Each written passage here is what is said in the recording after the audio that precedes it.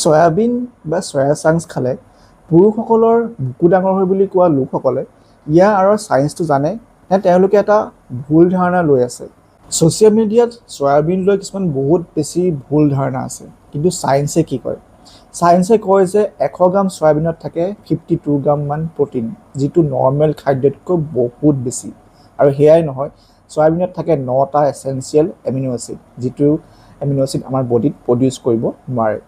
Soybean যদি আপুনি regular খায় তেনেহ'লে আপোনাৰ বেড কলেষ্ট্ৰল কণ্ট্ৰল হোৱাটো সহায় হয়।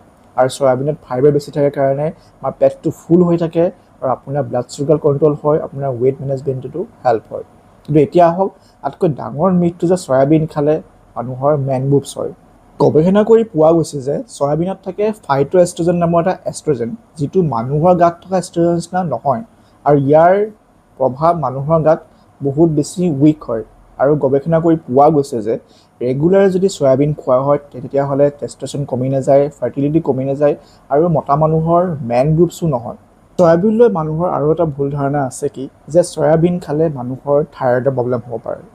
যদি আপোনাৰ থাইৰয়ড ফাংচন নৰ্মেল হয়, আপোনাৰ ব্লাডত আয়ডিন ছাফিচিয়েণ্ট আছে, তেনেহ'লে আপুনি সয়াবিন খাই থাকিলে আপোনাৰ থাইৰয়ডৰ প্ৰব্লেম নিদিয়ে।